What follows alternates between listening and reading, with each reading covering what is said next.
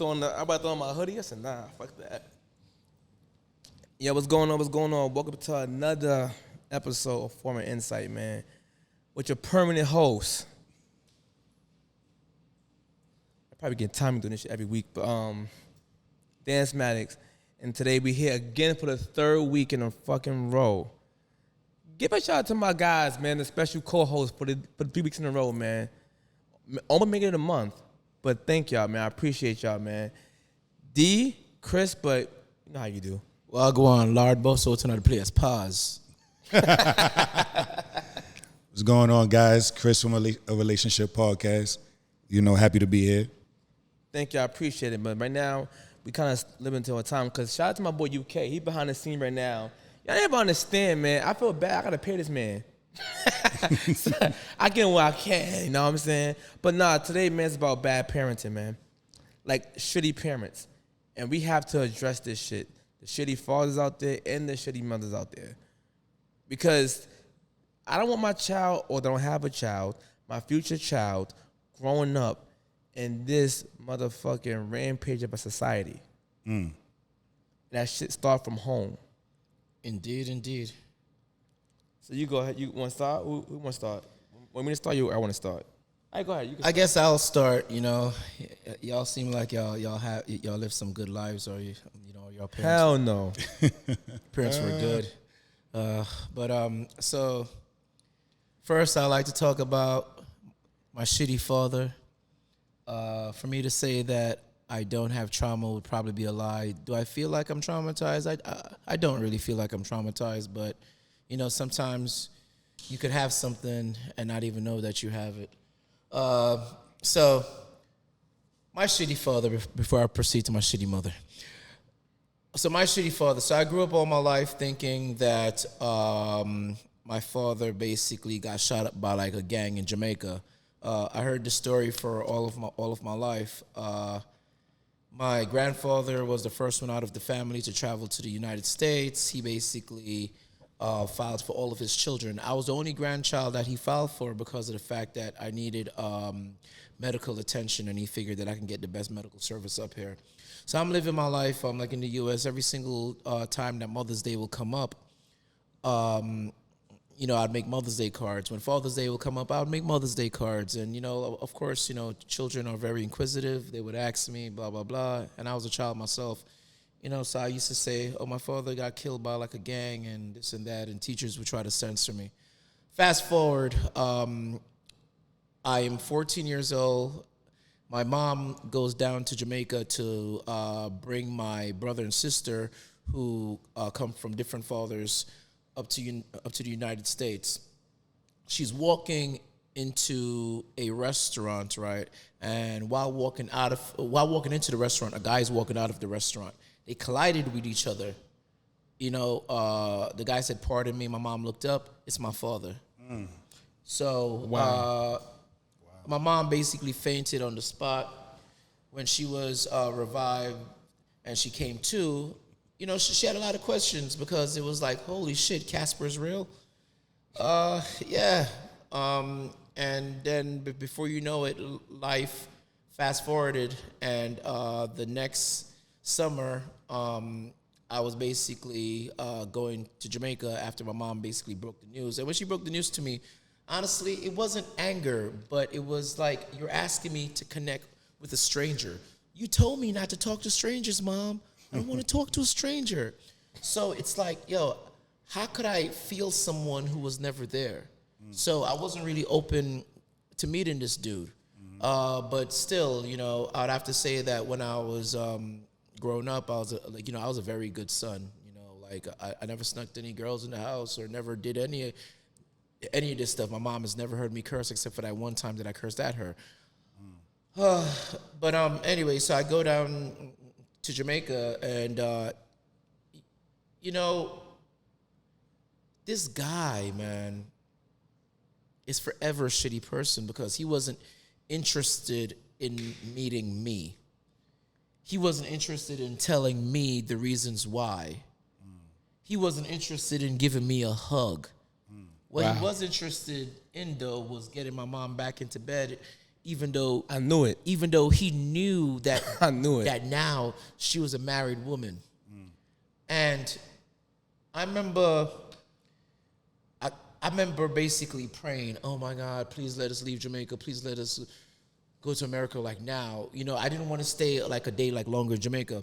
When I came back to the United States, I had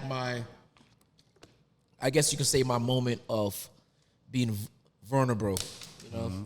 And it was upon going to brush my teeth before turning into bed. And I mean, I always knew that there was like a mirror in the bathroom, but on this day, I actually just like looked at the mirror and I really looked at myself. And, you know, I mean, I wasn't a man yet, but I told myself, you know, Damon, you're a good dude. Damon, you're a strong individual. Damon, you're going to grow up to become great. And at that very moment, at 14, 15 years old, I told myself, I said, I have no father in the physical flesh. I have no father in the physical flesh. And I told myself, I said, Damien, right now your father is martial arts. Because martial arts has always kept you, I want to say solid, but I'll follow with a pause. So, so hold on. So, basically, your thing is your father was a deadbeat. Yeah. All right. Here's my issue, right, with a lot of the bad fathers, because you know deadbeats are the number one thing that people going to say. Yeah. And it's kind of up there, right? Like a deadbeat is like a fucked up nigga. And my it's like a shitty father is a deadbeat because them niggas act like fucking cartoon storks. And they come around and they just drop off babies and just leave and they don't come back. And I'm like, that's a shitty ass father. Or even having a father come around and teach their kids degenerate ways. So if the mother protect their son by blocking that shit, I'm on her side. You come around telling your son what kind of gang signs or try to repeat your actions that you fucked up on. That's a true sellout. You're selling your son out to be a fucking nuisance. Like you sell him out to be a degenerate. A derelict. Yeah. Like literally. These are signs of actually like fucked up fathers, man. Indeed. Or even beating on your mother in your face, or in general. The bad example of a father is you're supposed to teach your kids and instill in them morals and respect, right? To contribute to society. As a man or even as a woman, like give her things to watch out from other men. But if you showing your kids all the toxic shit of black culture, you are a fucked up father. Showing your kids to go out there calling women bitches in front of your son. Teaching your son multiple girls is the way to go. Like it's shit like that. You go out there beating on your mother in front of the child. What kind of respect you have for your child? You don't take care. You don't. I always say this over and over. Women need love from men like men. Women don't need love from men like a woman. And that is taught by actual fathers of how to show a boy how to love a woman by showing them an example of loving his mother. Or even he break up, his current wife. That's shitty men, city father syndromes. My thing with deadbeats is it's tough. Like I'm a father myself. I got 2 daughters, right? My thing is what I was taught with them, like the name is Cadence and Melody. I call them gorgeous and beautiful all the time. Reason being is because I want their standards to be high, period. Indeed. Right? So now you can't just bag my daughters calling them pretty and beautiful or putting money in their pocket because daddy does that for them all the time. Right? Now, I can't ignore women that make it hard to be a father. Because that's why I was going with shitty moms. That was coming next. Go ahead. So that's a big issue right there because I go through it with my baby moms all the time. Her and her crazy ass mother. That's a fact. So it makes it sometimes it's to a point where it's like, oh, why didn't you fight harder to see your son? Why didn't you fight harder to see your kids? Why didn't you fight harder to see why do I gotta fight, period? Facts. right? Like, why do I gotta sit here and go through the turmoil of dealing with you because I don't want to deal with you? That happens a lot. Like, you just bitter. You're just mad. I don't want to be with you. Oh, I don't want that bitch around my kids. My nigga, like, she's a good woman, whatever. Like, that's a big, especially in our community, that happens a lot, right? So now as far as like the deadbeat niggas, right? Can't stand them. I had a deadbeat father. Still to this day, I damn near almost met the nigga a couple months ago this year for the second time in my life, maybe. Damn. And that nigga split again, no freaky. Like, some Fresh Prince of Bel-Air shit. yeah, the nigga was in down south, came to Brooklyn, and then dipped on me. I didn't even see the nigga. I'm 35 now, and I ain't see that nigga since I was 17. So damn, I turned 17 again. You feel me? And ain't see the nigga. So, like, it's just, some niggas is just not father material. Some women are just not mother material. And unfortunately, what happens is, not being mother material or father material don't stop you from being able to, reproduce. And now you just got offsprings. And one thing I hated growing up, I'm from Crown Heights, Brooklyn, right? And my block was a crazy Crip block. Then it turned blood after Dipset went crazy, whatever. And there was kids, you teaching your 2-year-old how to throw up blood. You teaching your 3-year-old how to throw up Crip. You throwing beads around them, a do-rag on their head, flags on them. Like it's Mardi Gras. Yeah, and you teaching them how to go into the system. You teaching them how to kill and how to do this, that, and the third. Like, all of that just, I don't know, bro. I don't know if it's the movies. I don't know what the fuck, the music, the drugs. It's all of that shit. Yo, man, I'm just going to be, like, open. Should I say pause again? Like, yeah, that was a little crazy. That's a major bullet. That was a little crazy. Okay, I'm just going to be, like, honest and true with the both of you right now. So they say, or this is one of my sayings, it's like, yo, the only way I can really teach and inspire is by showing, like, my real self, right? Mm-hmm. One of the results of shitty parents, or me experiencing shitty parenting, was that I actually tried to commit suicide, right? Mm-hmm. This was probably, I would say, maybe freshman year of high school. I tried to consume like a whole bottle of pills. I had no idea what the pills were for, but the reason why I did it is because at the end of the day, I didn't ask to be here. Mm-hmm. So when people engage in sexual activities, whatever, and they bring a child into the world, it's so important to be there for that child, right? To be a part of that child's development in the most positive and impactful way, because of the fact that you bringing the child into the world was based off of your choice, your mistake, and your action. Mm-hmm. None of us asked to be here, and none of us would have been here because of I'm like without that mistake, without that choice, or without that action. But now that we're here, dealing with your responsibilities, I've never seen a good image of a black man in my life, and that's just me being truthful with myself. So I was conditioned to be every single thing that I'm not, right? But with seeing and experiencing, I don't know whether it's God, the universe, I don't know what it is, but with seeing and with experiencing, I knew that there had to be more. My shitty mom has put me through some shit, we have limited time, but Imagine your mom calling the cops, telling the cops that you're trying to kill her and yourself. And the cops basically feeling the energy out, know that your mom is lying, but because of the fact that you're a minor, they have to do and proceed with what the adult wants. I spent 3 days in the G building in Kings County.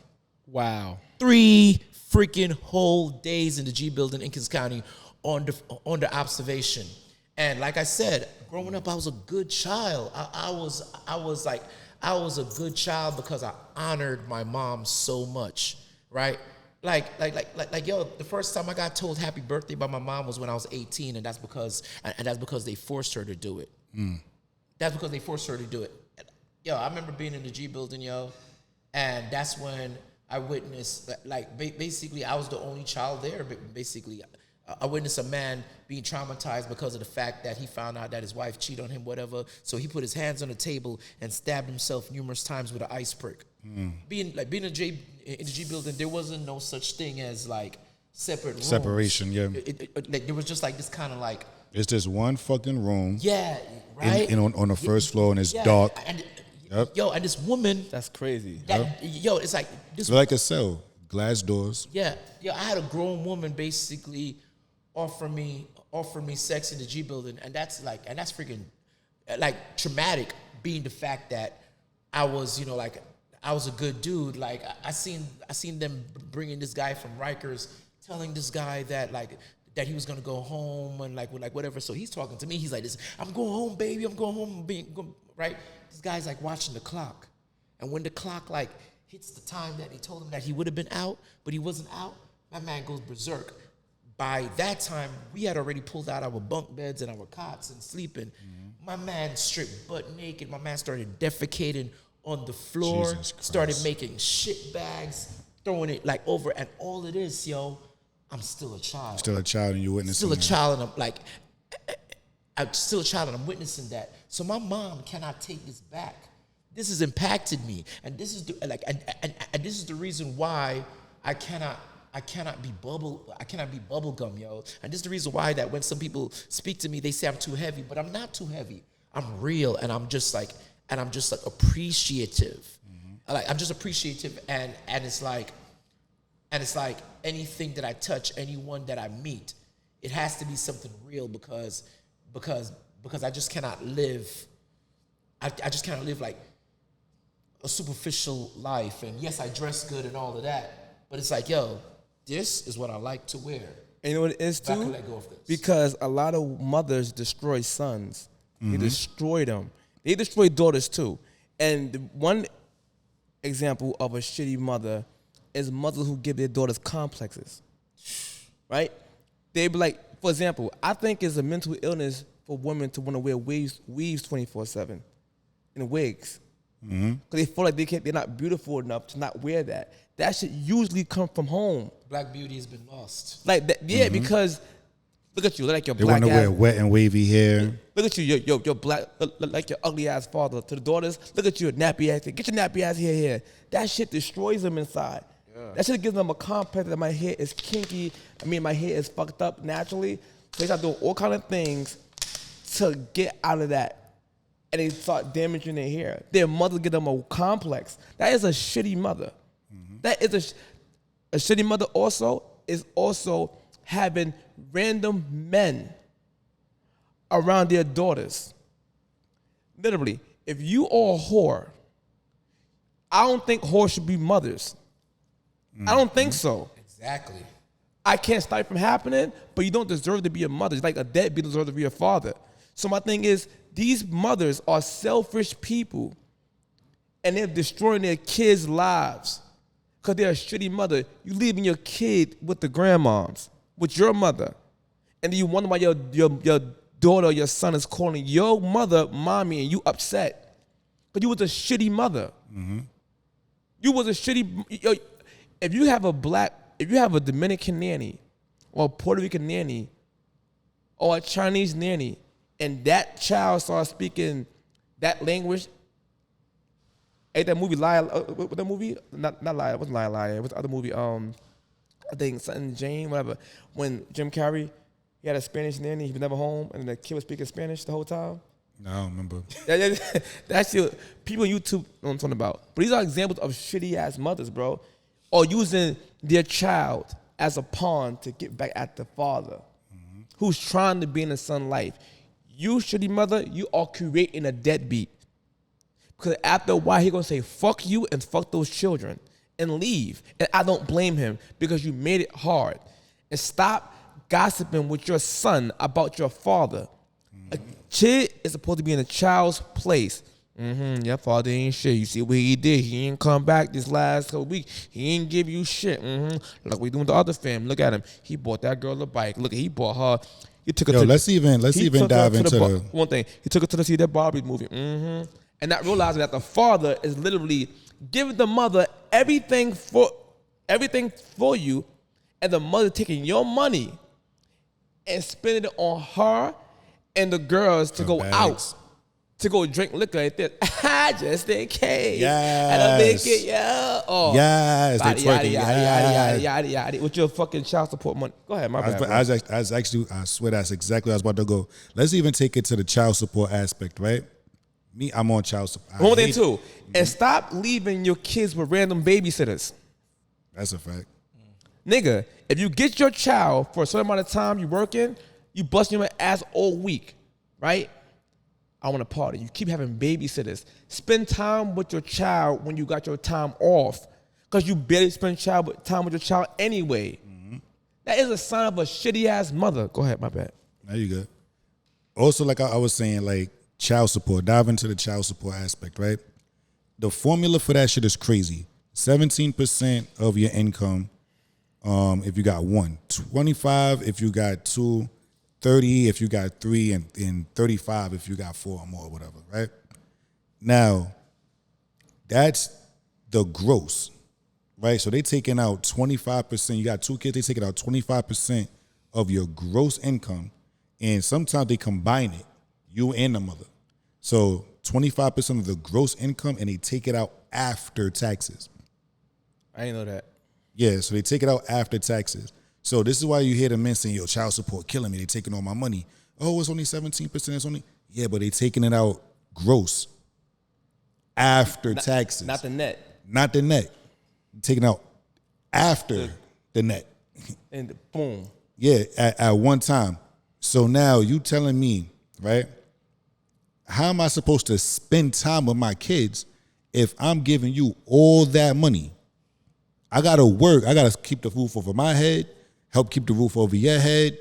I'm barely surviving, staying above water. So what I got to do, now I got to work two jobs, right? And now they're taking child support out of both those checks. So I got to work two jobs, probably got to do something on the side, so on and so forth. I don't have time to spend.